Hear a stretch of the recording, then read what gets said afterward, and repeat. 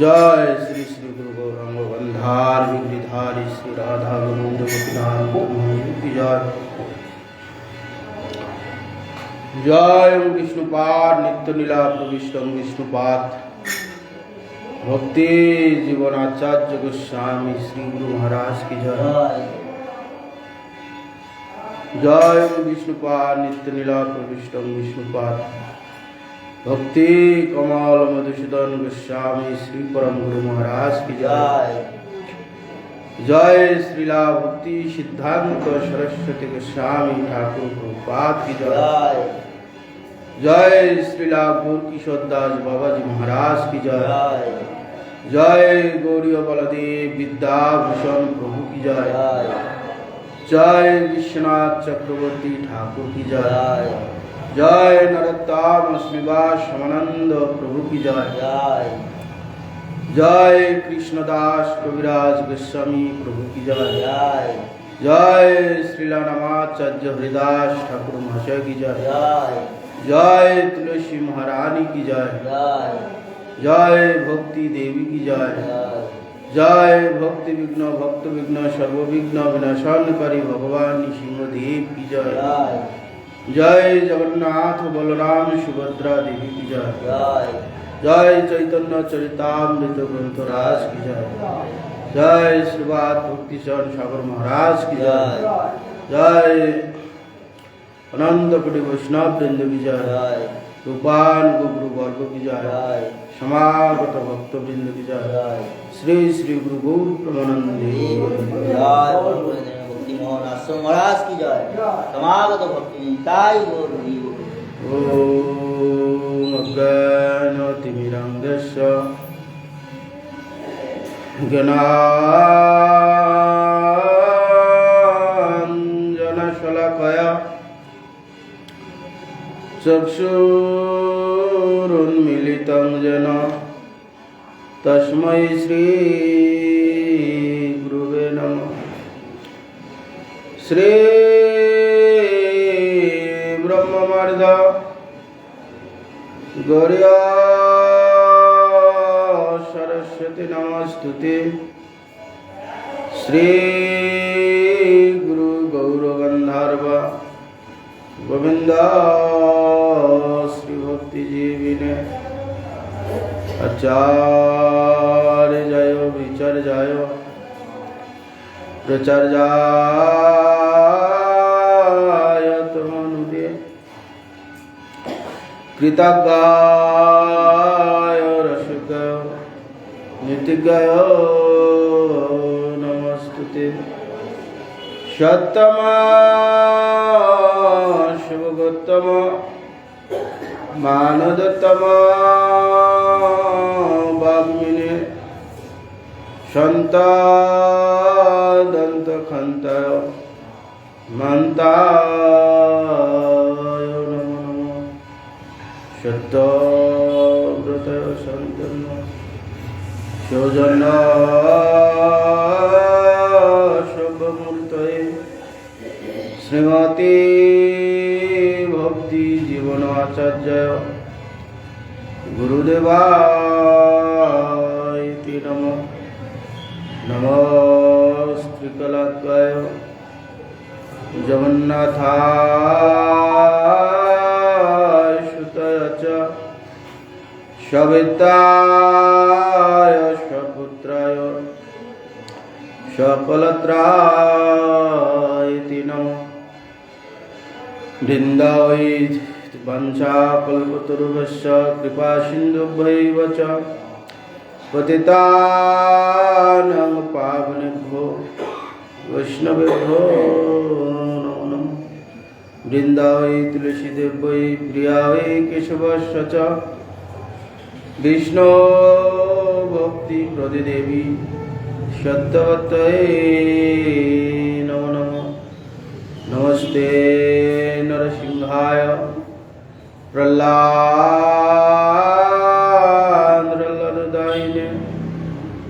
हिरण्यकशिपुर्वक्षशिला टङ्कनखालय शुक्लाम्बरं धरं विष्णुं शशिवर्णं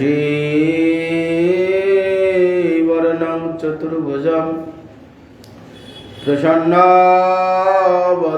ध्यायेत् सर्वविघ्नोपशान्तये नारायणं नमस्कृतं नरं चैव नरोत्तमं देवीं सरस्वतीं व्यासं ततो जयमुदीरयेत् मुखं करोति वाचालं पुंलिं लङ्घयति गिरिं यत्कृपास्तमहं वन्दे श्रीगुरुं दीनतारिणं। हरे कृष्ण कृष्ण कृष्ण हरे हरे, हरे राम राम राम हरे हरे।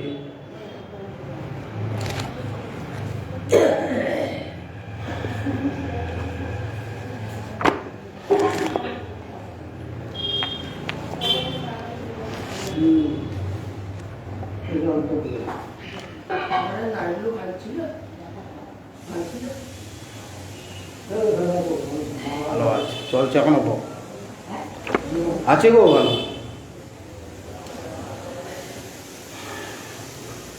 গ্রন্থের আরম্ভ করে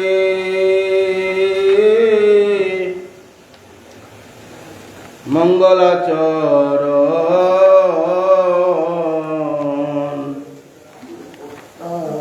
গুরু বৈষ্ণব ভগবান তিনির স্মরণে হয় বিঘ্ন বিনাশন, অনায়াসে হয় নিজ বঞ্চিত পূরণ। ভক্তপদ রেণুয়ার ভক্তপদ জল, ভক্ত অবশিষ্ট তিন সাধু নির্বল। বাপটি 100 লোকের চন্দন হয়ে যাবে করেছি।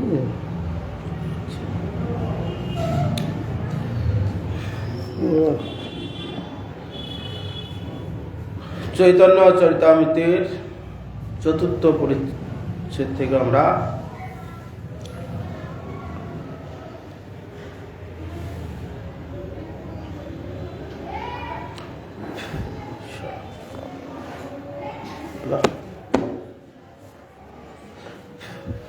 মাধবেন্দ্র পুরীপাদের জীবনী শ্রবণ দিয়েছে।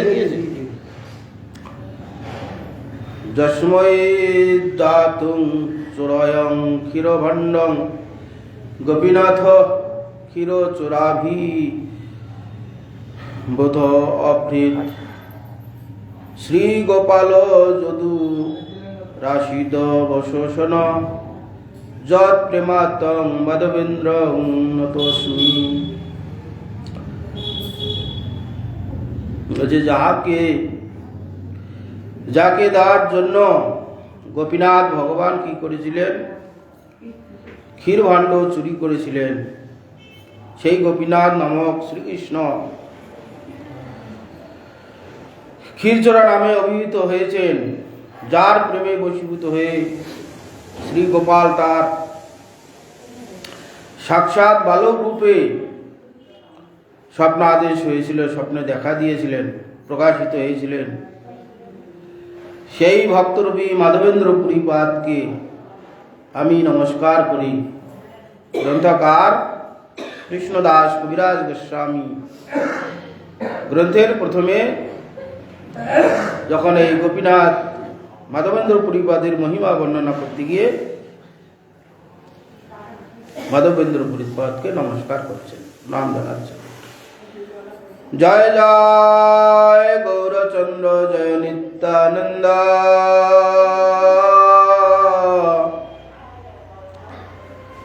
জয়াদ্বৈত চন্দ্র জয় গৌরভক্ত বৃন্দ।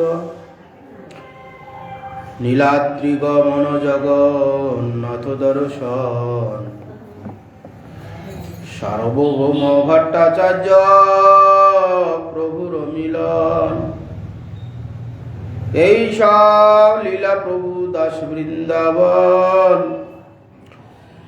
বিস্তারি করিয়াছেন উত্তম বর্ণন। সহজে বিচিত্র মধুর চৈতন্য বিহার,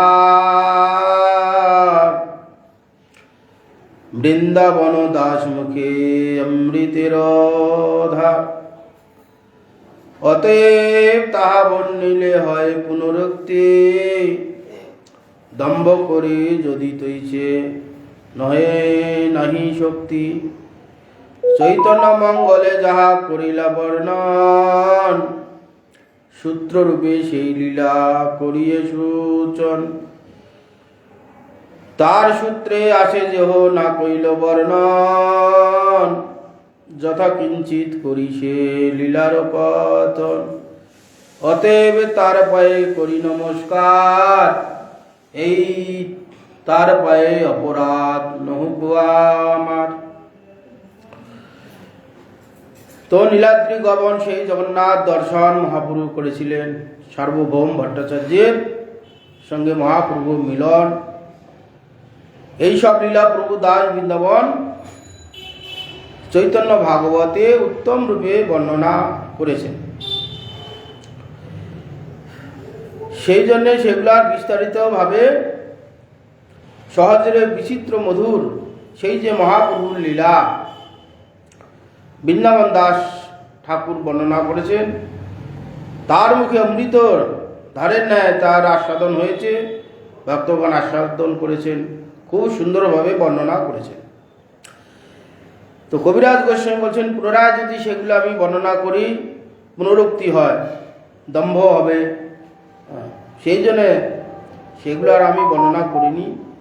চৈতন্য মঙ্গলে যাহা বর্ণনা করেছিলেন লোচন দাস ঠাকুর, সেগুলো সূত্ররূপে যে লীলাগুলো সূচনা করে রেখেছিলেন, বিস্তারভাবে বর্ণনা করেননি।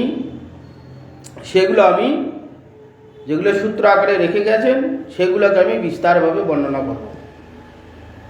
হ্যাঁ, যৎ কিঞ্চিত করি সেই লীলার কথন, সেগুলো আমি কিঞ্চিত মহাপ্রভুর কথা বর্ণনা করব, এইভাবে কবিরাজ গোস্বামী বলছেন।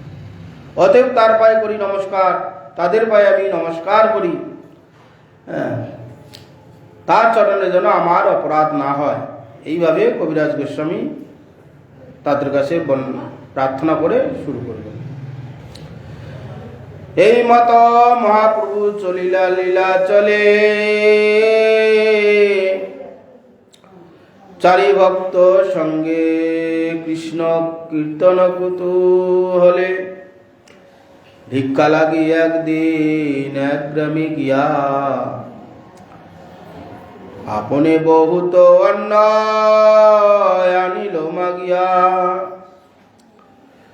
এই মতো মহাপ্রভু চলিলেন নীলাচল, ভগবান যেখানে জগন্নাথ আছেন, জগৎপতি জগন্নাথ, চারি ভক্তের সঙ্গে কীর্তন আনন্দে থাকতেন। ভিক্ষার জন্য একদিন এক গ্রামে গেলেন, বহুত অন্ন ভিক্ষা এনে নিয়ে এলেন, ভিক্ষা করে নিয়ে এলেন। পথে বড় বড় দানি বিঘ্ন নাহি করে, তা সবরে কৃপা করি আইল রেমুনারে। রেমুনাতে গোপীনাথ পরম মহান, ভক্তি করি কইল প্রভু তার দর্শন। পথে বড় বড় দানি ঘাটি মহাপ্রভুকে দেখে কেউ বিঘ্ন আদি করেননি। তাদের সবার কৃপা বলে রেমুনাথে এসে উপস্থিত হলেন। রেমুনাথে গোপীনাথ আছেন, ক্ষীর চোরা গোপীনাথ নাম, তার আগে গোপীনাথ নাম ছিল। মাধবেন্দ্র পুরীপাদ আসার আগে গোপীনাথ নাম ছিল।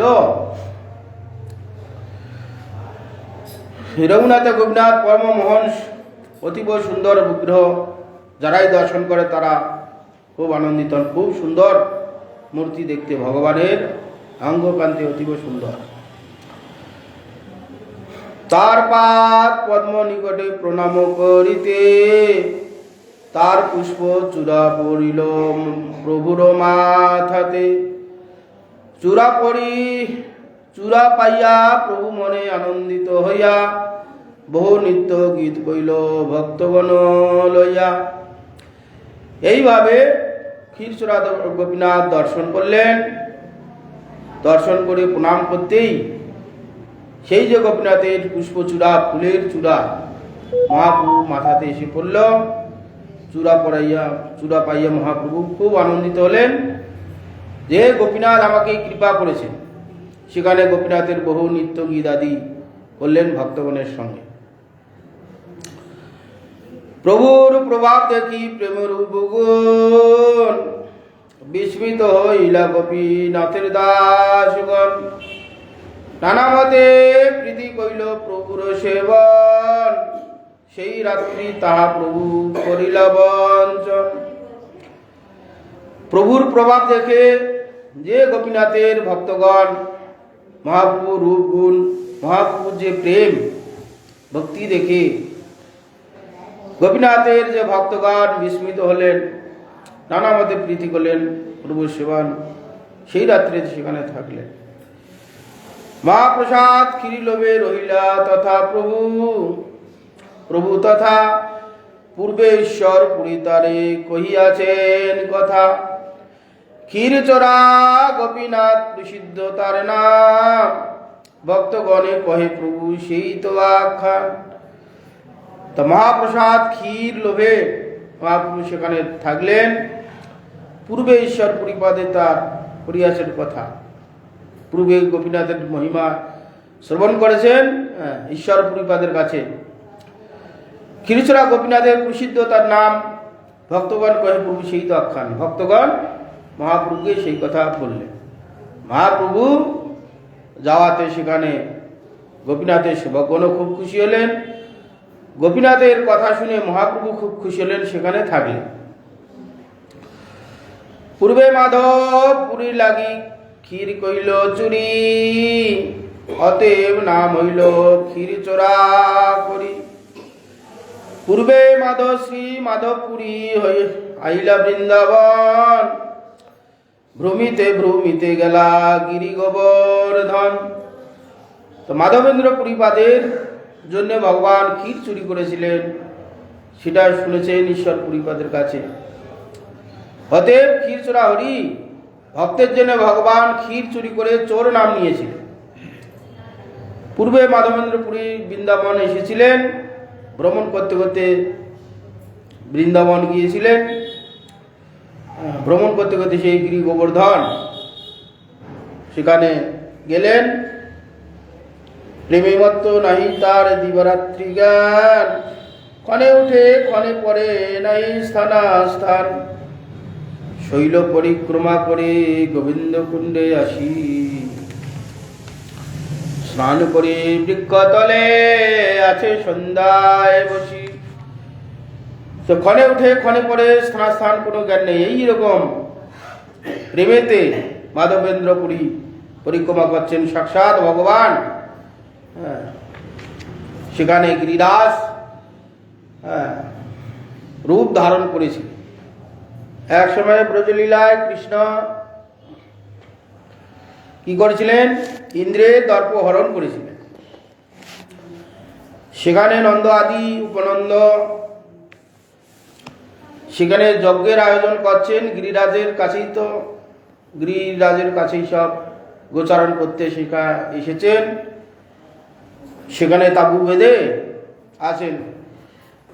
তো সেই সময় বাৎসরিক যে তাদের অনুষ্ঠান, প্রত্যেক বছরেই ইন্দ্রের জন্য যজ্ঞ করে। ইন্দ্র যেহেতু আমাদের বর্ষা দান করে, ইত্যাদি ইত্যাদি করে শস্যটা বর্ষা দান করলে সুন্দর শস্য আদি হয়, সেই জন্য দেবযজ্ঞ করবে। সেই জন্য সেখানে যজ্ঞের যে প্রস্তুতি সব হচ্ছে। কৃষ্ণ তখন 5-6 বছরের বয়স, 7 বছরের বয়স। তো সেই জন্য সেখানে বলছে যে পিতা, তোমরা কিসের এত আয়োজন করছো? এই যে এত কিছু আয়োজনের প্রস্তুত দেখছি, কিসের জন্যে? তখন বলছে, দেখো, আমরা ইন্দ্রের পূজা করব, ইন্দ্রের জন্য যজ্ঞ করব, তার জন্য এই প্রস্তুতি হচ্ছে। কৃষ্ণ তখন 7 বছর বয়স। ইন্দ্র কি করে? দেখো, আমাদের বর্ষা দান আদি করে। বর্ষা দান করলে সুন্দরভাবে ঘাস শস্য চাষ হয়, সেই শস্য দিয়ে আমরা জীবিকা নির্বাহ করি। অতএব আমাদের ইন্দ্রের পূজা করা দরকার। ওই জন্য আমরা প্রত্যেক বছরই একটি টাইম, যেমন আমাদের বাৎসরিক অনুষ্ঠান হয় প্রত্যেক জায়গায়, বছরে একবার দুর্গা পূজা, কালী পূজা, সরস্বতী পূজা ইত্যাদি ইত্যাদি হয়, সেইরকম বছরে একবার আমরা এই ইন্দ্রের জন্য যজ্ঞ আদি করব, সেই জন্য প্রস্তুত করছি। বলে ইন্দ্র কি করে?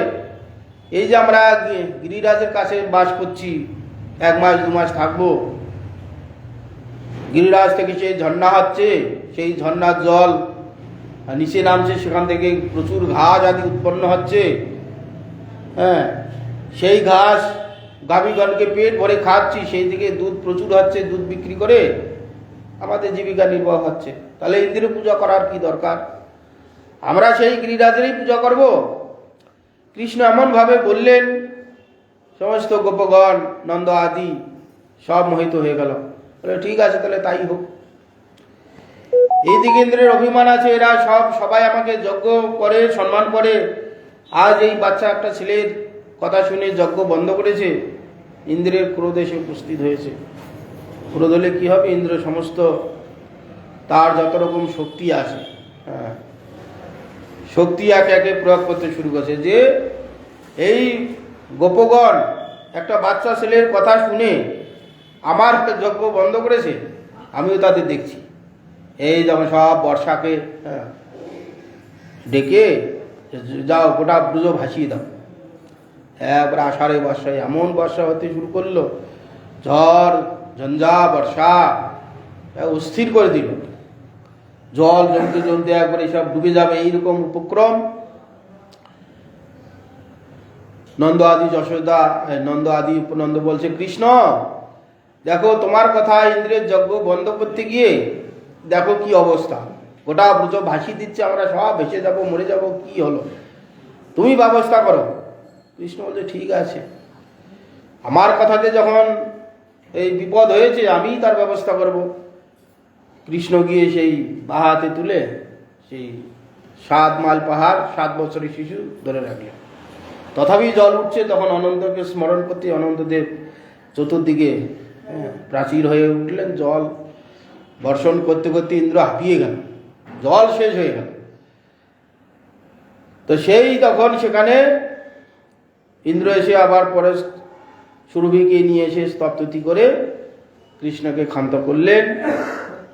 তারপরে এদের ব্রজবাসীদের বিশ্বাস করাইতে হবে যে গিরিরাজ সব কিছু করে। তখন এই যে পূজার সামগ্রী যে ব্যবস্থা করেছিল, তখন কৃষ্ণ কি করলেন? নিজেই গিরিরাজ রূপে ধারণ করলেন। ভগবান তো সব, বিশ্বে যা দেখছি সবটাই ভগবান। হ্যাঁ, এই বিশ্বে যা দেখছি স্থাবর অস্থাবর সূক্ষ্ম সব চেতন, সব চিন্ময়। আমাদের কাছে আমরা জড় ভাবাপন্না ব্যক্তি, আমাদের সেই জন্য আমরা সেই যে যেরকম ভাবে আছে, সেই বিশ্বটাকে জগৎটাকে সেইভাবে দেখছি। আমাদের ভাবনার উপর একই রকম আমরা সবাই দেখছি না। জগৎ একরকম হয়ে আছে, যার যেরকম ভাবনা, যার যেরকম ভাব উন্নত, সেই রকম জগৎটাকে দেখছে। তো সেখানে ভগবান কি করলেন? এদের ভক্তি উৎপন্ন করার জন্যে, বিশ্বাস করার জন্যে এবং ইন্দ্রের দর্প ভঙ্গ করার জন্যে তিনি নিজে গিরিরাজ ভাব হলেন। গিরিরাজ তো কৃষ্ণই তো সব কিছু হয়েছে।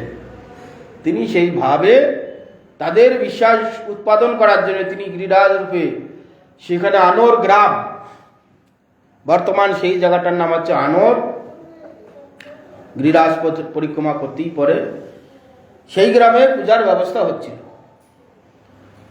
7 মাইল পাহাড়, তার মধ্যে একটি জায়গায় ওরা সব গোপগণ মিলে পূজার ব্যবস্থা করেছে। সেই জায়গাটার নাম হচ্ছে আনোর গ্রাম। তো সেই জায়গার ব্যবস্থা, সেখানে গিরিরাজ স্বয়ং কৃষ্ণ গিরিরাজ রূপে প্রকাশিত হলেন, হয়ে বললেন, দেখো হে নন্দ, তোমরা এই আমার জন্য যে পূজার ব্যবস্থা করেছো, সেই নৈবেদ্য সামগ্রী সব আমাকে দাও। আমি তোমাদের পূজায় প্রসন্ন হয়েছি, আমি তোমাদের নৈবেদ্য সব গ্রহণ করব। যখন গিরিরাজ সাক্ষাৎ কথা বলছে, স্বাভাবিক ওদের আরো শ্রদ্ধা ভক্তি উদয় হলো। অন্যান্য বার তো যজ্ঞ করে যা বস্তু দেয় সেগুলো সবই থাকে, আমরা প্রসাদ রূপে ভক্তিতে বিশ্বাসে সেটা প্রসাদ রূপে খাই, তাতে কাজ হয়। আর যারা সাক্ষাৎ ভগবান গ্রহণ করেন, চিন্ময় রূপে দেখেন, তাদের তো আলাদা ব্যাপার। তো গিরিরাজ সাক্ষাৎ বলছে নিয়ে আসো, যা পূজার নৈবেদ্য ফল মূল মিষ্টি মিষ্টান্ন দধি দুগ্ধ ঘৃত ইত্যাদি ইত্যাদি যা হয়, বৃন্দাবনে তো সব দুধ দইয়ের উপরেই এখনো কারবার। ব্রজেতে এখনো দুধ দইয়ের উপরেই কারবার, প্রচুর গাভী, দুধ দই একবারই সরাসরি। বৃন্দাবনে এখনো সেই ভাব আছে, নিয়েছে সব খাচ্ছেন, যা দিচ্ছে। দাম কম হবে কি করে? ভারতবর্ষের একটা গ্রামে যা জিনিসের দাম হবে, গোটা ভারতবর্ষে তার জিনিসের দাম হবে 2 টাকা কম আর বেশি হবে, সব ভালো। তো সব পূজার যা সামগ্রী সব এক এক ভক্তগণ দিয়ে যাচ্ছে, নন্দ উপনন্দ যা ভক্তগণ সব খেয়ে নিচ্ছে, সাক্ষাৎ খেয়ে নিচ্ছে। এই গতি যখন সমস্ত জিনিস শেষ হয়ে গেল, তখন বলছে আরো নিয়ে আসো, কি আর আছে তোমাদের ঘর বাড়িতে, সব নিয়ে আসো। সেই থেকে নাম পড়ে গেল আনোর গ্রাম। তো এইভাবে সেখানে গিরিরাজ ভগবান ধারণ করেছে। সেই থেকে আমরা সাক্ষাৎ কৃষ্ণ রূপে গিরিরাজকে দর্শন করি, সাক্ষাৎ তিনি। অন্যান্য তো বস্তু সবটাই ভগবান, ঠিক আছে, সেখানে ভগবানের অধিষ্ঠান আমরা দেখতে পাচ্ছি না। আমাদের চোখ যেহেতু, ভাব যেহেতু আমাদের দূষিত, দগ্ধীভূত চক্ষুজার বিষয় ধুলিতে কেমন সে পরতত্ত্ব পাইব দেখিতে।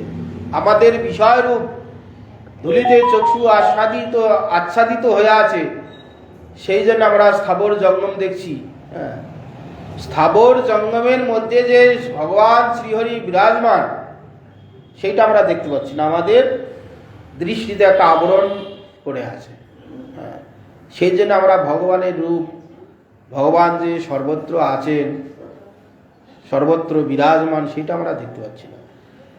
সেইটা যেদিন আমাদের দূরীভূত হয়ে যাবে সাধন ভজনের দ্বারা, সাধন ভজন করতে করতে অনর্থ নিবৃত্তি চলে যাবে, এখানে রাগ দেশ হিংসা অভিনিবেশ চলে যাবে, সেদিন আমরা সর্বত্র কৃষ্ণের মূর্তি করে ঝলমল, সে দেখিতে পায় যা রাখি নিরমল। সেই দিন আমরা স্থাবর জঙ্গম দেখো, কিন্তু স্থাবর জঙ্গম না দেখে সেই আমার যে আরাধ্য দেব ব্রজেন্দ্র নন্দন কৃষ্ণ, তার মূর্তি দেখতে পাবো। তো সেইটা করার জন্য আমাদের অনেক সাধন ভজন করতে হবে, চেষ্টা করতে হবে। যেগুলো অনর্থ সেগুলোকে ত্যাগ করে যেটা আমাদের হওয়া উচিত, সেই রকমভাবে চললে সাধন ভজনের দ্বারা আস্তে আস্তে সেটা হবে। সেই জন্য সেখানে সমস্ত ভক্তগণ, অগণিত ভক্তগণ সারা দিন রাত, এখনো কি গ্রীষ্ম কি বর্ষা কি শীত, কম বেশি সারা রাত সারা দিন লোক পরিক্রমা করে, বন্ধ নেই। এই এখনো যে শীত, এখনো যে শীত পড়বে, লোক হাঁটতে পারবে না, বেরোতে পারবে না, তখনও সেখানে লোক পরিক্রমা করে চাদর মদর গায়ে দিয়ে। সাধারণ লোক সেই সময় হয়তো কমে যায়, সাধু সন্তগণ ওই পরিক্রমা চলতেই আছে দিবারাত্রি। কেউ রাত 12টার সময় পরিক্রমা শুরু করলো, সকালবেলা এসে শেষ করলো। কেউ 10টার সময় শুরু করলো, রাত 12টায় শেষ হলো। কেউ না কেউ গোটা পরিক্রমা একটা মানুষের মালা কম বেশি থাকি, সারা দিন রাত 24 ঘন্টা, কোনো সময় বন্ধ নেই, না গ্রীষ্ম না বর্ষা না শীত।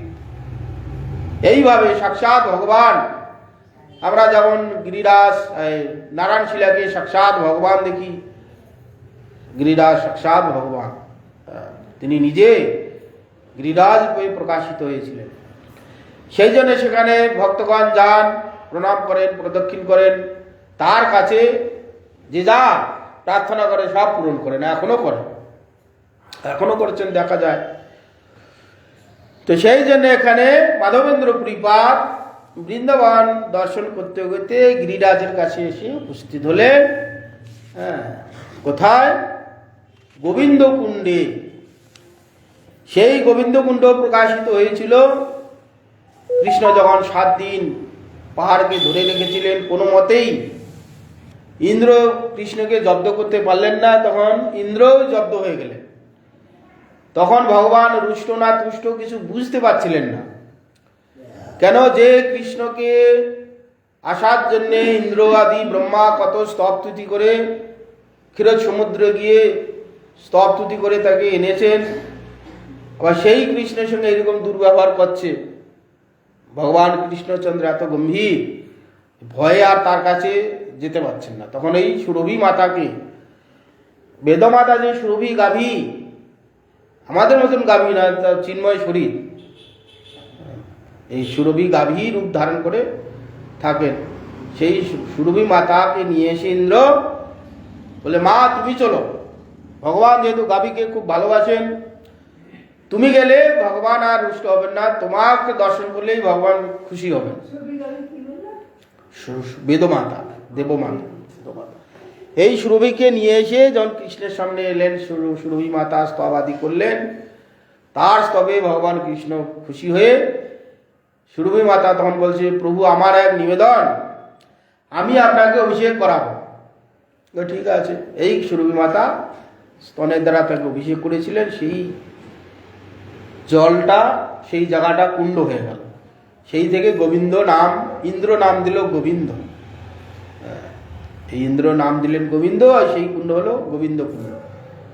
সেখানে অনেক মহিমা, সমস্ত সিদ্ধ পুরুষগণ গিরিরাজে বাস করেন, প্রত্যেক দিন এসে গোবিন্দ কুণ্ডে স্নান করেন। সেই জায়গায় স্বয়ং কৃষ্ণের অভিষিক্ত জল আছে। ইন্দ্র অভিষেক করিয়েছিলেন সুরভি মাতা দুগ্ধ দিয়ে। সেই গোবিন্দ কুণ্ডে এসে বসে গাছের নিচে বসে হরিনাম করছেন মাধবেন্দ্র কৃপা। সারাদিন ভ্রমণ করতে করতে ক্লান্ত হয়েছে, গোবিন্দ কুণ্ডে সেই শীতল ঠান্ডা জলের হাওয়া, সন্ধ্যাবেলায় এসে ওখানে বসে হরিনাম করছেন। মাধবেন্দ্র পরিবার ছিলেন সেই অযাচক বৃত্তি। আমাদের সাধু সমাজে এমন ব্যবস্থা আছে, কেউ অযাচক বৃত্তি আছে, কেউ 5 বাড়িতে ভিক্ষা করে খাবে, তার সেই রকম ব্যবস্থা শাস্ত্র দিয়েছে। কেউ এক বাড়িতে ভিক্ষা করে এনে খাবেন, যা দেবে তাই। কেউ 5 বাড়িতে করবে, বিভিন্ন রকম ব্যবস্থা আছে। ভক্ত যারা কঠোর একটু সাধনাদি ইচ্ছা আছে, তারা এই জড় জগতের বন্ধন ছেড়ে ভগবত ভক্তি লাভ করে চলে যাবে জগৎ ছেড়ে, তাদের মধ্যে একটু কঠোরতা হয়তো আছে। মাধবেন্দ্র পরিবার সেই জন্য অযাচক বৃত্তি নিয়েছে, যে আমার প্রারব্ধে যা আসবে সেই খেয়ে আমি জীবিকা নির্বাহ করব, আলাদা কোনো কর্মফল সৃষ্টি করব না, তৈরি করব না, আমার ভাগ্যে যেটা আছে সেই খেয়ে আমি জীবিকা নির্বাহ করব। এইরকম ব্রত তিনি করেছিলেন। সেই জন্য কারো কাছে তিনি চেয়ে খান না, তো কারো কাছে যান না। সারাদিন বৃন্দাবন দর্শন করে গোবর্ধনের কাছে এসেছেন, সেখানে গোবিন্দ কুণ্ডে বসে নাম করছেন, নাম সংকীর্তন করছেন। গোপাল বালক এক দুগ্ধ ভাণ্ড লইয়া, আসি আগে ধরি কিছু বলিলা হাসিয়া, পুরী এই দুগ্ধ লইয়া করো তুমি পান, মাগি কেনে নাই খাও কিবা করো ধ্যান। তো ভগবান সেখানে আছে যে গোপাল কাউকে তিনি অনাহারে রাখবেন না। ব্রজেতে, বৃন্দাবনে, ব্রজেতে 84 ক্রোশের মধ্যে ভগবান কাউকে অনাহারী রাখবেন না, যেন তেন প্রকারে তার খাদ্য জুটবে। এখনো সেটা প্রভাবমান আছে।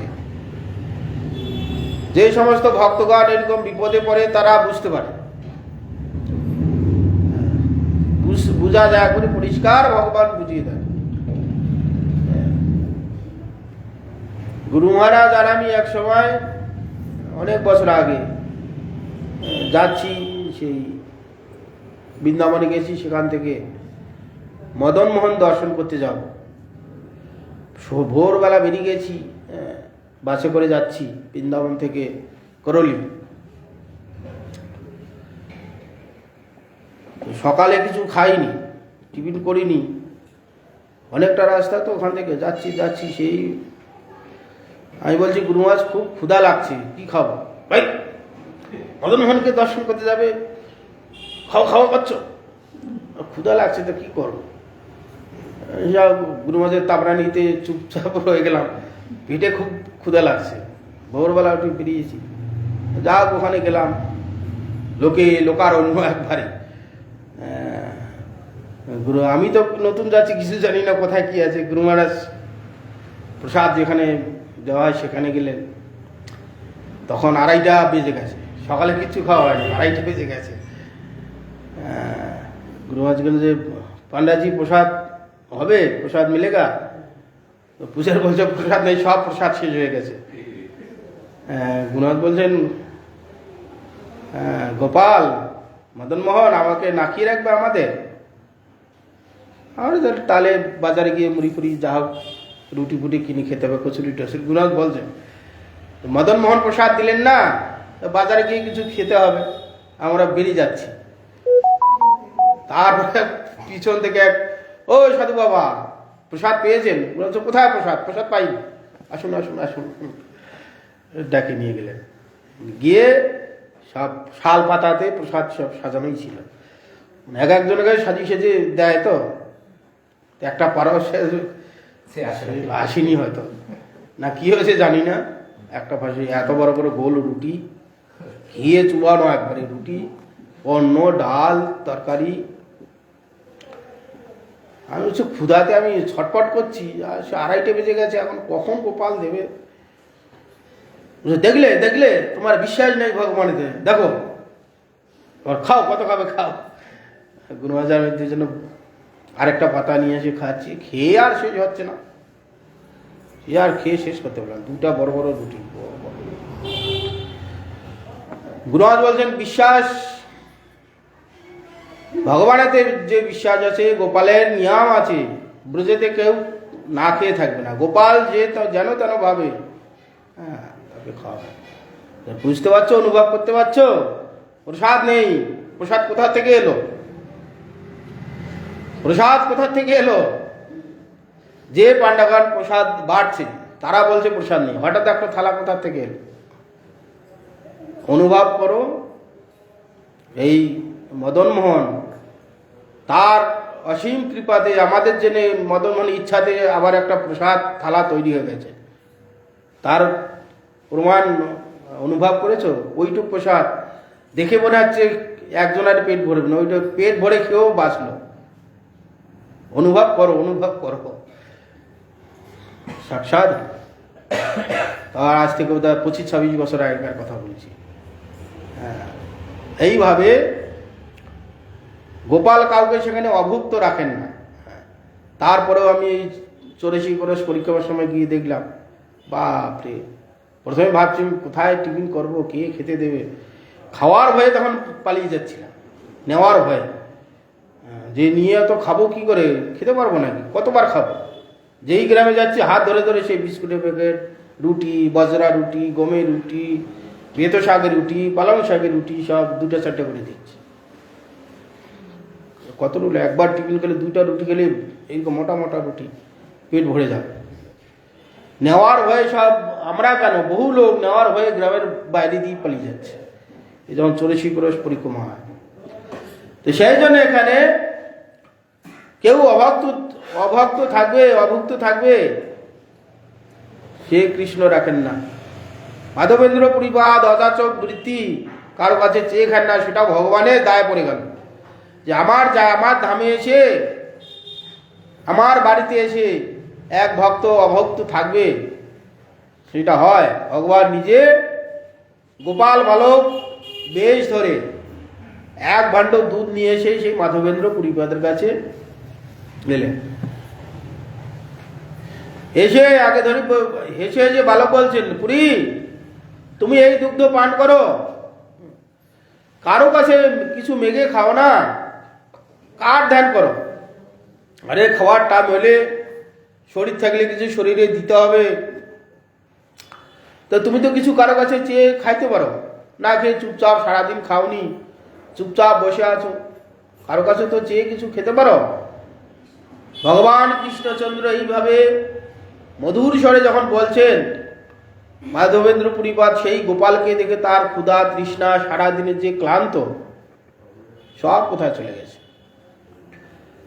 আমরা যে সারাদিনে পরিশ্রান্ত আদি হই, এইরকম আমরা যার কাছে অতি আমার প্রিয় ব্যক্তি তাকে দেখলে যেন আমাদের ক্ষুধা তৃষ্ণা ক্লান্তি সব চলে যায়। প্রিয় পুত্রকে দেখলে সারাদিনে ক্লান্তর পর এসে যদি মা বলে কোলে উঠে সব ক্লান্ত যেন চলে যায়। হ্যাঁ, অর্ধেক লোক ভালো হয়ে যায়। আমাদের সেই ভক্তপ্রভু ছিল, ছেলের বয়স 51-52 বছর বয়স হয়েছে, মাঝে মাঝে দেখা করতে আসতো। তখন আমাদের পুরানো বাথরুম ছিল, ছেলে দুপুরবেলা আসতো বাবাকে দেখতে। এখন এসে চান করার আগে খাওয়ার আগে চান টান করবে, ছেলে 51-52 বছর বয়স। তখন তার ছেলের মেয়ের বিয়ে হয়ে গেছে, যে চান করতো ভক্ত এসে সেই বাথরুমের কাছে দাঁড়িয়ে থাকতো আর বলতো যে ছেলে বুড়ো হয়ে গেছে, ছেলে চান করছে, আপনার আসার কি দরকার, এখানে চান করতে এসে উপরে উঠবে। জানেন না, বাড়ির লোক এলে ছেলে মেয়েদের দেখলে অর্ধেক লোক ভালো হয়ে যায়। এইটা যদি মানুষের ক্ষেত্রে হয়, সারাদিনে যে ক্লান্তি ক্ষুধা তৃষ্ণা, প্রীতিটা এমন বস্তু, তার প্রীতির বস্তু হচ্ছে পুত্র কন্যা, আসক্তি সেখানে আছে, তো তার ক্লান্তি ক্ষুধা তৃষ্ণা চলে যায়। তো ভগবানকে দেখলে তার কি আনন্দ হবে। সর্বান্তর্যামী সেই আনন্দ ঘন বস্তু যে ভগবান, পুরী থেকে সব চলে গেল। বালকের সৌন্দর্যে পুরী হইল সন্তোষ, তাহার মধুর বাক্য গেল ভোগ। পুরী কহে কে তুমি, কাহা তোমার বাস, কেমনে জানিলে আমি করি উপবাস।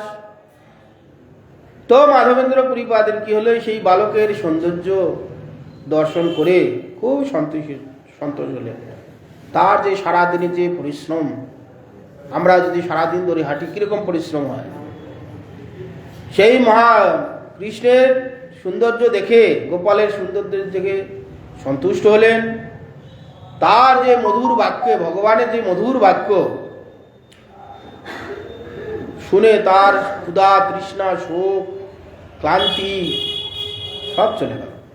ভগবান এত সৌন্দর্য, ভগবানকে দেখলেই তার সব শোক দুঃখ সব চলে যাবে। সেই যে ভগবানকে দর্শন করে সব চলে গেল তার। মাধবেন্দ্র পুরীপাদ তখন বলছেন, কে তুমি, তোমার বাস কোথায়, তুমি থাকো কোথায়? আমি যে এখানে উপবাস আছি সারাদিন ধরে, তুমি জানলে কি করে? মাধবেন্দ্র পুরীপাদ গোপালকে বলছে। বালক কহে, গোপাল আমি এই গ্রামে বসি, আমার গ্রামেতে কেহ না রহে উপবাসী, কেহ অন্ন মাগি খায়, কেহ দুগ্ধাহার, অযাচক জনে আমি দেই তো আহার। তো বালক বলছে যে দেখো, আমি এই গ্রামেই গোপ, আমি এই গ্রামে বাস করি, এই গ্রামে আমাদের বাড়ি। আমার গ্রামেতে কেউ উপবাসী থাকে না, কেউ না কেউ খেতে দেয়, কেউ অন্ন মেঘে খায়। বৃন্দাবন ধাম অনেক সাধু সন্ত আছে, তারা পাওয়া হাড়ি দুগ্ধ পান করে থাকে, তারা অন্ন রুটি অন্য কিছু খায় না, শুধু দুধ খেয়ে থাকে। কেউ রুটি অন্ন তো খুব কম পাওয়া যায়, রুটি দুগ্ধ ইত্যাদি ইত্যাদি চেয়ে খায়। আর এরকম সাধু আছে অযাচক বৃত্তি, শাস্ত্রে যেহেতু ব্যবস্থা করা আছে কেউ অযাচক বৃত্তি ধারণ করতে পারে। যারা অযাচক বৃত্তি, কারো কাছে কিছু চেয়ে খায় না, প্রারব্ধের উপর নির্ভর করে, সেই রকম অযাচক বৃত্তিকে আমি ওসব অন্ন দুগ্ধ দিয়ে থাকি, আহার দিয়ে থাকি। জল লইতে স্ত্রীগণ আমারে দেখি গেলা, তোমারে দেখি গেলা, স্ত্রী সব দুগ্ধ দিয়া আমারে পাঠাইলা।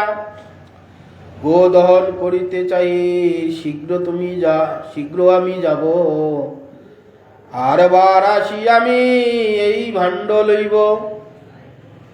ভগবান এমন ভাবে কথা ঘুরিয়ে দিচ্ছেন, তাদের যে বলবে প্রতি উত্তর নেবে সে আর উপায় নেই। বলে যাকে তো আমি অন্ন দিয়ে থাকি, আমি জল আনতে স্ত্রীগণ এই কুণ্ডে এসেছিল, তারা দেখে গেল একজন সাধু আছে, সেখানে উপবাস আছে, স্ত্রী সব দুগ্ধ দিয়ে আমার পাঠাইল।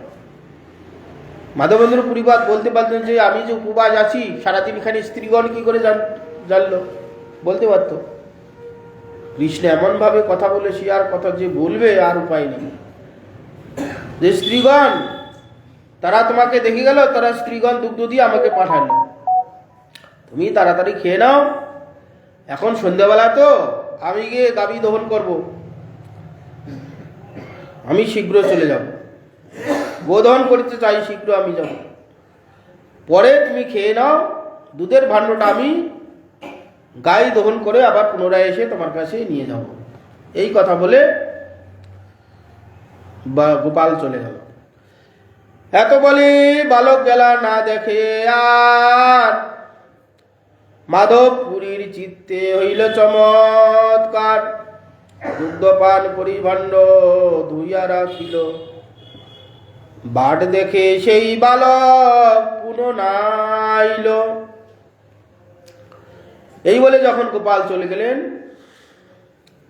মাধবেন্দ্র পুরীর চিত্তে খুব চমৎকৃত হলেন যে এইরকম বালক আর তো কোথাও দেখিনি, ভগবানকে দেখেই অস্থির হয়ে গেল, এইরকম সুন্দর ভগবান, সবটাই সুন্দর। মধুরং মধুরং বদনং মধুরং চলিতং মধুরং গমনং বমিতং নয়নং মধুরং মধুরাধিপতে রখিলং মধুরং। ভগবানের সবটাই মধুর, তার হাসিটা মধুর, চলন মধুর, বচন মধুর, গমন মধুর, সবটাই ভগবানের মধুর।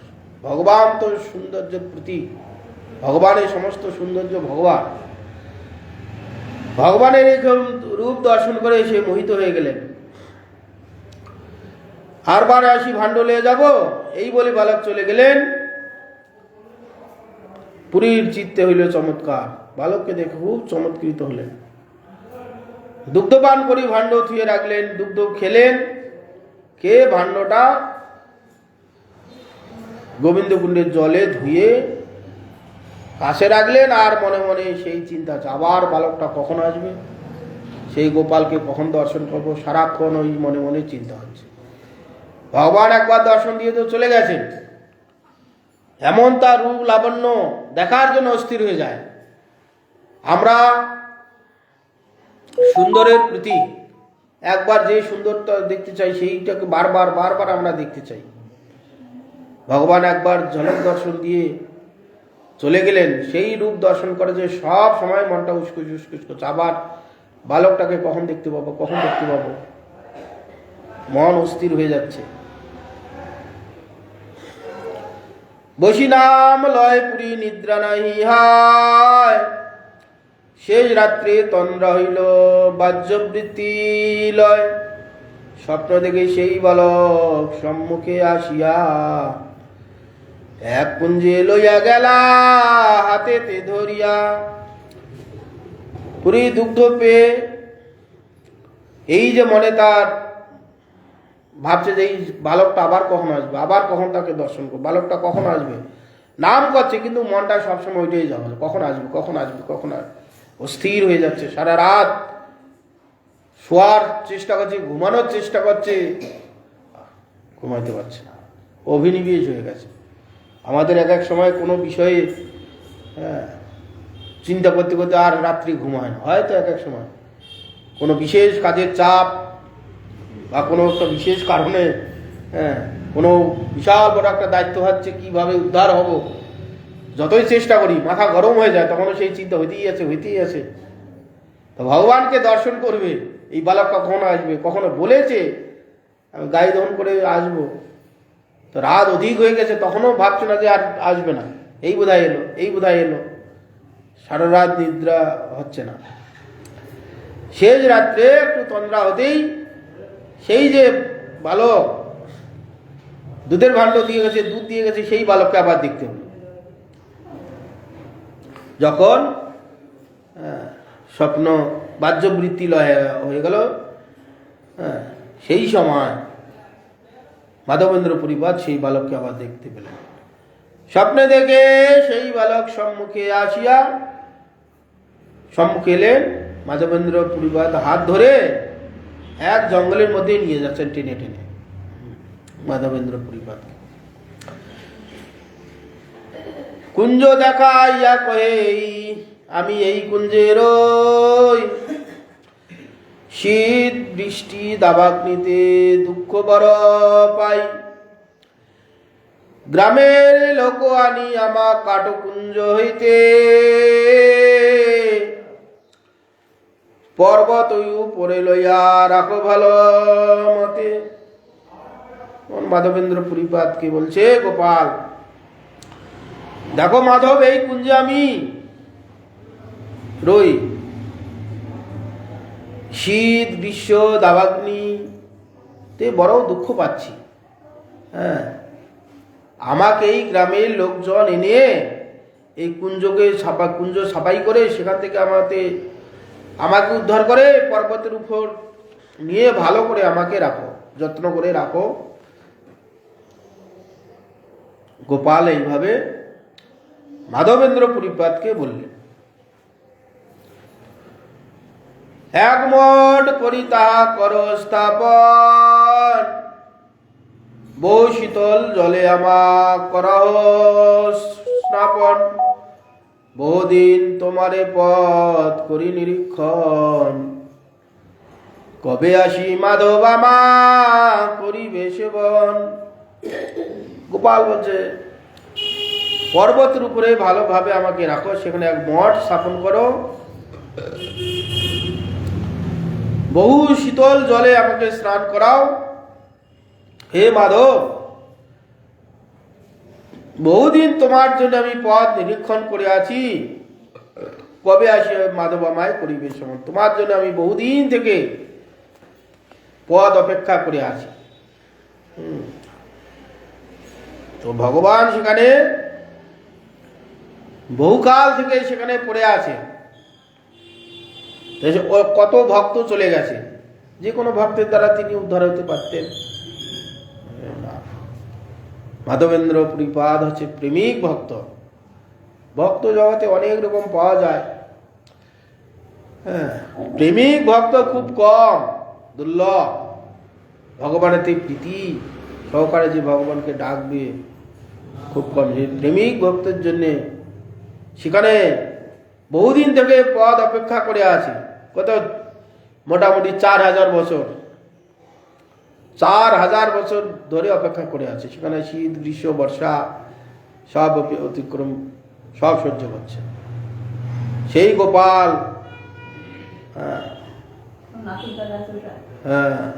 সেই বজ্রের দ্বারা নির্মিত। কৃষ্ণের হচ্ছে নাতির ছেলে,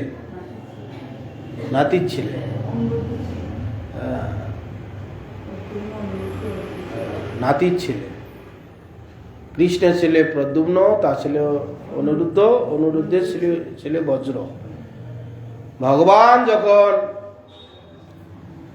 অন্তর্লীলা করলেন, কিছুদিন পর আস্তে আস্তে যে ভগবানের লীলা স্থলগুলো, কোথায় কি লীলা করেছিলেন সব অন্তর্ধান হয়েছিল, কেউ জানে না। এই সময় কি হবে, বজ্র এসে বললেন যে আমার যে প্রপিতা মহ কোথায় কোথায় কি লীলা করেছিলেন সেগুলো আমি প্রকাশ করব। কৃষ্ণের হচ্ছে নাতি, তার ছেলে অনেক দিন অতিক্রম হয়ে গেছে, কোথায় কি লীলা করেছে সে জানতে পারেনি। মৌসুল লীলাতে তো সব শেষ হয়েছিল, হ্যাঁ, বজ্র শুধু ছিল, সেই জন্য কোথায় কি লীলা করেছেন সব জানতে পারেনি। তো সেই জন্য কৃষ্ণ কোথায় কোথায় কি লীলা করেছিলেন সেগুলো প্রকাশিত কিভাবে হবে। তারপরে নারদ এলেন, নারদ এসে বললেন, উদ্ধব এলেন, উদ্ধব তো ছিলেন। উদ্ধব বললেন যে কোথায় কোথায় কি লীলা করেছিলেন আমি তো জানি, তাহলে চলো সেই সব জায়গায় যাব, সেই সব জায়গার মহিমা বর্ণনা করব, কোথায় কি লীলা করেছিলেন। বজ্রকে নিয়ে সব যেখানে যেখানে ভগবান যে কুঞ্জে যে লীলা করেছিলেন সেই সব জায়গায় বজ্রকে নিয়ে গিয়ে দেখালেন। সেই সব কথা যখন বজ্রের সামনে বলছেন উদ্ধব, সেখানে কৃষ্ণ লীলা প্রকাশিত হচ্ছিলেন, বজ্র নিজের চোখে সব দেখছিলেন। দিয়ে সেই সব জায়গাতে এক এক ঠাকুর নির্মিত করে, হ্যাঁ, বজ্র সব তাকে প্রাণ প্রতিষ্ঠা করে সেই সব পূজার ব্যবস্থা করে দিয়েছিলেন। কাল প্রভাবে আস্তে আস্তে পূজা চলছে চলছে চলছে চলছে চলছে তো একদিন পূজারই নেই, যা হয় আর কি, হ্যাঁ, আস্তে আস্তে সব পূজা পার্বণ সব বন্ধ হয়ে যায়। তারপরে তৎকালীন মহাপ্রভুর আসার আগে থেকে একটা সেই বিধর্মীদের নানান রকম সমস্যা, ছোঁয়াছুঁয়ির ব্যাপার সব এসেছিল। যেমন কীরকম সেই সময় সব হিন্দু থেকে মুসলিম হয়ে যাচ্ছিল, মহাপ্রভুর সময় প্রচণ্ড বেড়ে গিয়েছিল, হ্যাঁ, সব মুসলিম হয়ে যাচ্ছিল। সুবুদ্ধি রায়, হ্যাঁ, বাংলা বিহার উড়িষ্যার প্রধানমন্ত্রী ছিল এককালে। হোসেন শাহ পরবর্তীকালে সুবুদ্ধি রায়ের হচ্ছে মন্ত্রী ছিল। তার এমন তার শাসন ছিল সুবুদ্ধি রায়, হোসেন শাহ একটা পুকুর খনন করতে গিয়ে একটু কর্মের গাফিলাতি করেছিল, এমন চাবুক মেরেছিল সুবুদ্ধি রায়। চাবুকের আঘাতে এমন কর্তব্য পরায়ণ হলেন সুবুদ্ধি রায়, আস্তে আস্তে ওর মন্ত্রিত্ব চলে গেল। হোসেন শাহ, তিনি সম্রাট হয়ে গেলেন, কিন্তু সম্মান খুব করত, পিতার ন্যায় সম্মান আদি করত। তো তারপরে হোসেন শাহর বিবাহ আদি হয়েছে, রাজগৃহেই সুবুদ্ধি রায় ছিল, তারই তোর রাজবাড়ি ছিল, রাজগৃহেই ছিল। হোসেন শাহ একদিন স্নান করতে গিয়ে তার বিবি দেখছে যে হোসেন শাহর পিঠে চাবুকের আঘাত, একবারে এমন চাবুক মেরেছিল পিঠ ফেটে গিয়েছিল, দাগটা তখনও রয়েছে, সব ফেটে দাগ হয়ে আছে, ঘা সেরে গেছে, সব সেরে গেছে, দাগটা রয়ে গেছে। আর হয়তো বয়স হয়ে গেছে, বা তার সুবুদ্ধি রায়ের কোনো উত্তরাশরিক ছিল না, যোগ্য ব্যক্তিকে তো দেবে, সেই হয়তো চলে গেছে, সম্মান করতো খুব। তারপরে তার স্ত্রী দেখছে যে পিঠে তোমার এই চাবুকের দাগ কিসে, ও যে ছোটবেলায় মার খেয়েছি অমুক তমুক, না তোমাকে বলতে হবে, আমাদের সম্রাট, স্ত্রীদের অনুরোধ, নাচর বান্দা, বলে দেখো আমি রাজকার্য করতে গিয়ে একটু কর্মে গাফিলাতি করেছিলাম, সুবুদ্ধি রায় আমাকে করাঘাত করেছিল, তার এটা দাগ, তার শাসনেতে আজ আমি এই সম্রাট হয়েছি। তখন তার স্ত্রী বেঁকে বলছিলেন যে তার প্রাণ নিতে হবে, তোমাকে মেরেছে অনেক, বললেন যে দেখো আমার পিতার ন্যায় সম্মান করি, না প্রাণ না নিলে আমরা প্রাণ ত্যাগ করবো, বিষ খেয়ে মরবো, ইত্যাদি ইত্যাদি যা বায়না হয়। শেষে বললেন যা কিছু যদি না করো অন্তত জাতি নাও। তখন দেখলেন উভয় ধর্ম রক্ষা হবে, তাকে প্রাণে মারা হবে না, আর স্ত্রী পুত্রের এতে অনুরোধ মানা হবে। এই ওরাদের নামাজ পড়ার আগে যে বদনার জল নিয়ে উজু করে, হাত পা ধোয়, মুখ চোখ ধোয়, ওই জল, হোসেন শাহ সেই জল নিয়ে তার গায়ে একটু সরিয়ে দিলেন, জাত চলে গেল। কিরকম অবস্থা ছিল চিন্তা করা যায়। এখন তার জাত চলে গেল, কি হবে? সুবুদ্ধি রায় একজন ধার্মিক লোক ছিল, জাতি কেন সে দিতে যাবে, তার ধর্মে নিষ্ঠা আছে। তোমার জাতি চলে গেছে, তাহলে কি করা হবে? যাও সেই সময়কার যে উন্নত ব্রাহ্মণ, তাদের কাছে সমাধান করতে যাও। সব গেল। আমি হিন্দু, আমাকে করুয়ার পানি দিয়েছে, আমি হিন্দুই থাকতে চাই, মুসলিম হতে চাই না, আমার বিধান দিন। কেউ বলছে হবে না। আবার তার মধ্যে যারা একবারে কঠোর জাতি বুদ্ধি ব্রাহ্মণ, তারা বলছে হতে পারে, কাশিতে যাও, এখানে আমরা কেউ সিদ্ধান্ত দিতে পারবো। তৎকালীন কাশিতে পণ্ডিতদের আনাগোনা খুব ছিল, কাশিতে চলে গেল। গিয়ে কেউ বলছে দেখো এর তো কোনো সমাধান নেই, তুমি হয় তুষানালে প্রাণ ত্যাগ করতে হবে, আর তপ্ত ঘি খেয়ে প্রাণ ত্যাগ করতে হবে। এ একটা বিধান হলো, মহা মুশকিল। ইতিপূর্বে তার মধ্যে আবার মহাপ্রভু গেলেন, বলে কিচ্ছু করতে হবে না, বলো কৃষ্ণ কৃষ্ণ, আবার বলো কৃষ্ণ কৃষ্ণ, আবার বলো কৃষ্ণ কৃষ্ণ, বাস এক কৃষ্ণ নামে কৃষ্ণের চরণে তোমার স্থিতি হলো, পাপ গেল। দ্বিতীয় কৃষ্ণ নামে কৃষ্ণর চরণে তোমার স্থিতি হলো। এইভাবে মহাপ্রভু সুবুদ্ধিরাকে ধর্ম থেকে রক্ষা করে তুমি যাও, বৃন্দাবনে যাও। বৃন্দাবনে গিয়ে সেখানে তুমি জঙ্গলে জঙ্গলে কাঠ কাটবে, কাঠ তুলিয়ে নিয়ে সেগুলো বাজারে বিক্রি করবে, বাজারে বিক্রি করে যা অর্থ হবে সেই বাংলা থেকে যারা বৈষ্ণবগণ যাবে তাদের সাবান সোটা তেলের ব্যবস্থা করবে, তোমার সর্বসিদ্ধি হয়ে যাবে, যাও। এই মহাপ্রভু এসে বন্ধ করে। সেই জন্য সেখানে গোপালের সেবা করতে করতে সেবকরা এই মুসলিমের ভয়ে শুয়ে দেবে, চলে যাবে। একবার গোপালকে উপরে তুলতো, কালাপাহাড়িরা যখন এসে হামলা করতো তখন গোপালকে নিয়ে পালিয়ে যেত। এই মাঝে মাঝে হতো, এখন এমন যেমন অন্যান্য আমাদের বাংলাদেশে হচ্ছে। এই করতে করতে একজন সেবক কম হয়ে গেল। একদিন জঙ্গলে গিয়ে পাথর টাথর মাটি টাটি পাতা দিয়ে চাপা দিয়ে সেবক পালিয়ে গেল। আস্তে আস্তে সেই সেবকরা মরে গেছে, আর কেউ জানে না, আস্তে আস্তে লোপাট হয়ে গেছে। হচ্ছে তো ভারতবর্ষে কত মন্দির হচ্ছে, আমি দেখলাম বর্ধমানে কত মন্দির। রাজার সুলতান যে রাজার করে দিয়েছে শিব মন্দির, ছোট ছোট মন্দির, সেখানে যারা ছিল সেবায় তারা বাড়ি করেছে। ইট নোনা ধরতে ধরতে একদিন ভেঙে গেল, কিছুদিন পরে থাকলো, তারপরে ওখানে ঘর করে বাস করছে। বর্তমানে আমি দেখলাম, যেমন আমাদের মন্ত্রস্থল হচ্ছিল, আর কিছুদিন হলে সেটা লোপাট হয়ে যেত। যাক, আবার আমাদের সত্যদাস ভাগবত বাবাজি মহারাজ পুনরায় উদ্ধার হয়ে আবার জেগেছে, নাহলে কিছুদিন পরে ওইটা লোপাট হয়ে যেত। হাসপাতাল হয়েছে, স্কুল হয়েছে, ছাত্রাবাস হয়েছে, মন্দিরটুকু গ্রাস করতে বাকি ছিল, হয়ে যায়। এইভাবে আমি বহুকাল থেকে সেখানে পড়ে আছি, আমাকে তোমরা উদ্ধার করো।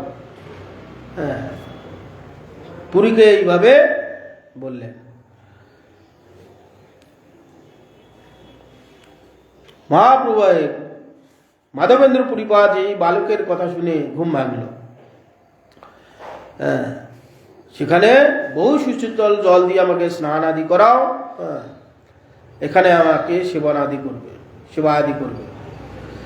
তোমার প্রেমবশে আমি করি সেবা অঙ্গীকার, দর্শন দিয়া নিস্তারিব সকল সংসার।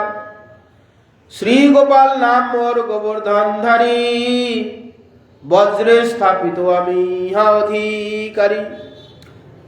গোপাল বলছে দেখো তোমার প্রেমবশে তোমার সেবা অঙ্গীকার করেছি, আর আমি এই সবাকে দর্শন দিয়ে সকল সংসারকে আমি উদ্ধার করব। যেই আমাকে দর্শন করবে তার সংসার মুক্ত হয়ে যাবে। এই কলিযুগে আমি সবাকে দর্শন দিয়ে উদ্ধার করব। তোমার প্রেমে আমি বশীভূত, তোমার সেবা আমি অঙ্গীকার করেছি, তুমি আমাকে উদ্ধার করো। ওই জন্য তোমার দ্বারা আমি জগতে প্রকাশিত হব। আমার নাম হচ্ছে গোবর্ধনধারী গিরিধারী গোপাল, আমি বজ্রে স্থাপিত ইহা অধিকারী। আমাকে বজ্র নির্মিত করে আমাকে স্থাপন করেছিল। ভগবানের নাতির ছেলে, সাক্ষাৎ ভগবানেরই অংশ, তার দ্বারা স্থাপিত সেই জীবন্ত মূর্তি ভগবান গিরিধারী এখনো বলছেন। সেই গোবর্ধনধারী বজ্রে স্থাপিত ঠাকুর এরকম বলছে, অপূর্ব দর্শন, নাথুর দ্বারে এখন আছেন। যারা দর্শন করেছেন তারা অনুভব করতে পারছেন তার প্রভাব। মূর্তি দেখলেই তার অন্যরকম একটা ফিলিংস আসবে।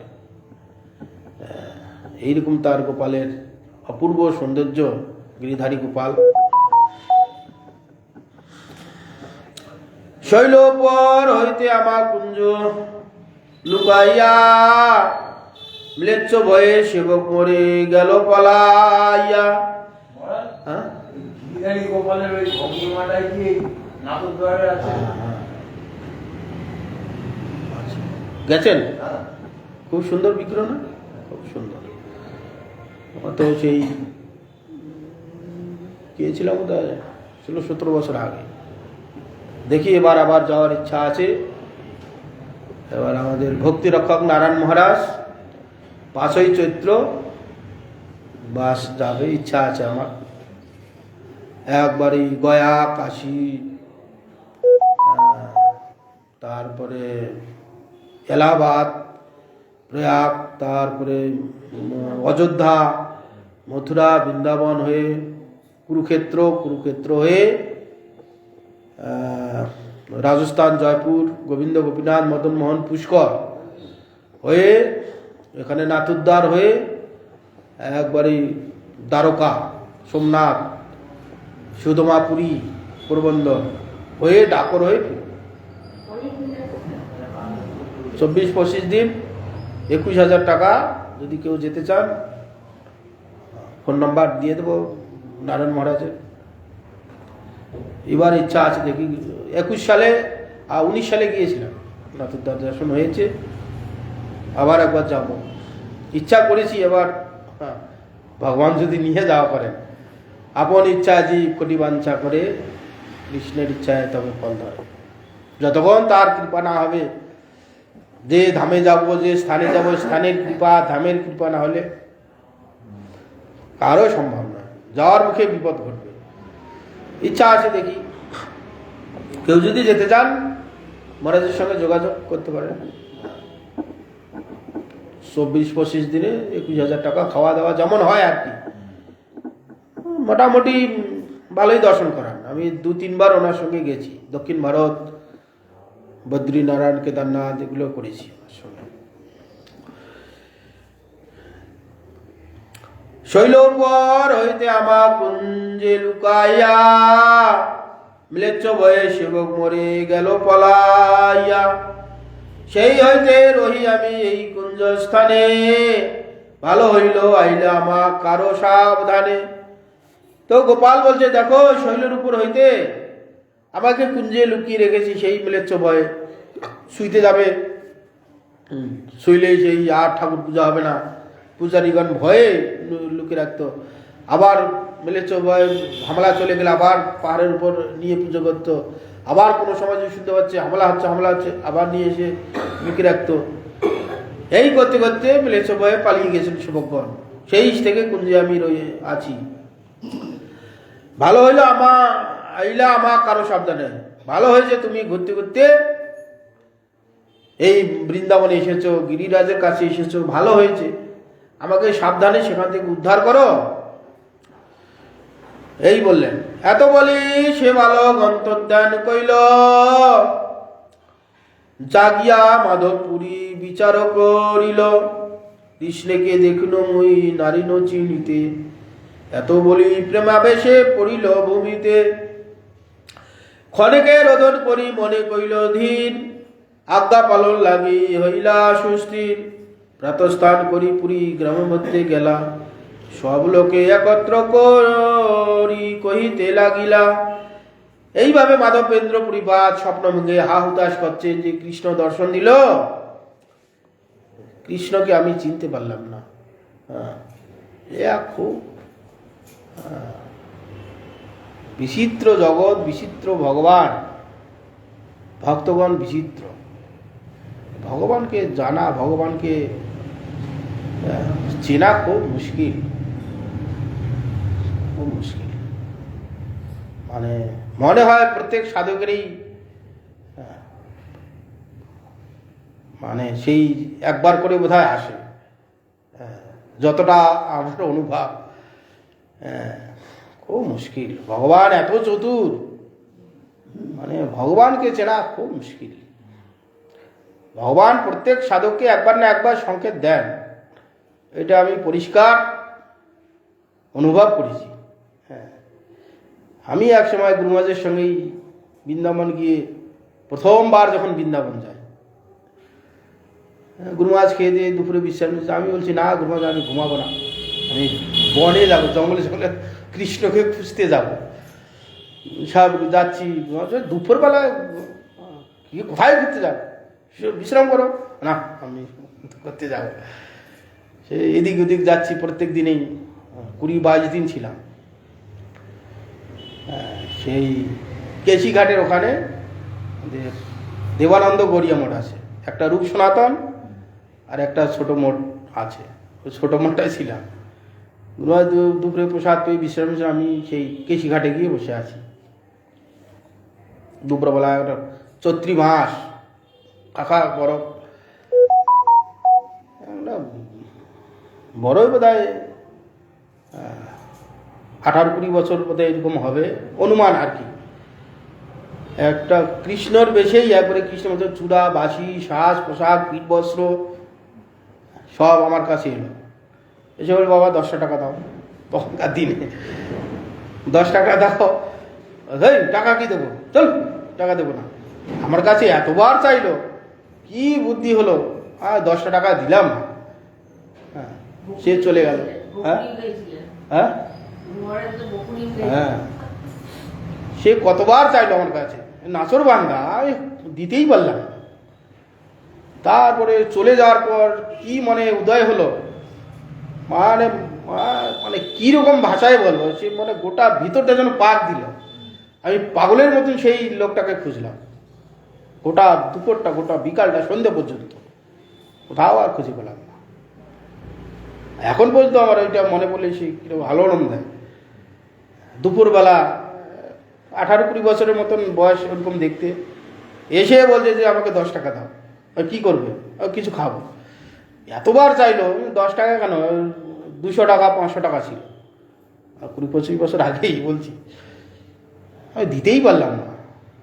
কি মনে হলো, ভগবান নিলেন না, পরীক্ষায় ফেল হয়ে গেলাম। পাগলের মতন ও চলে যাওয়ার কিছুক্ষণ পরে, 1-2 মিনিট পরেই গোটা কেশিঘাট একবারে চতুর্দিকে কালিয়াদহ গোটাটাই খুঁজলাম, দেখতেই পেলাম না। গুরু মহারাজকে এসে বললাম, গুরু মহারাজ তারপর ঝাড় দিতে পারলে না, টাকা ছিল না। ছিল তো, আমি তো সাধারণ একটা লোক ভেবে দেইনি, কি হবে টাকা, বৃন্দাবন সবাই তো টাকা চায়।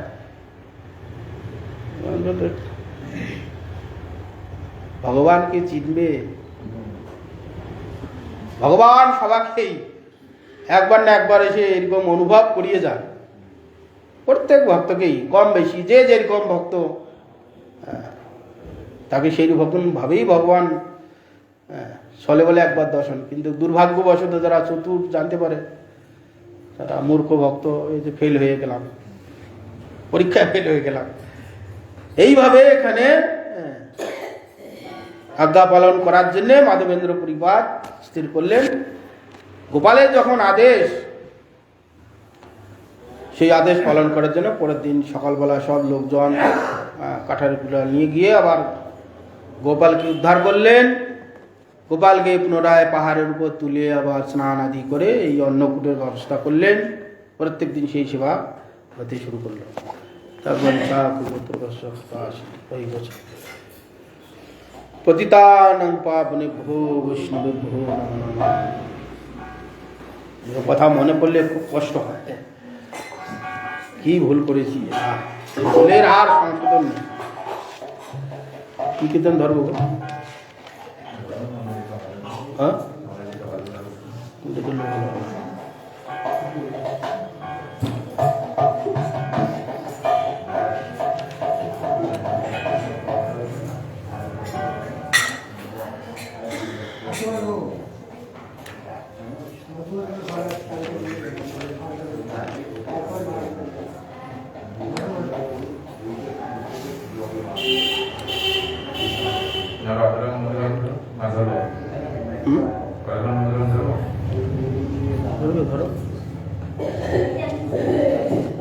আদরং মধুরং নয়নং মধুরং বদনং মধুরং হসিতং মধুরং নং মধুরং মধুরাধিপতিরখিলং মধুরং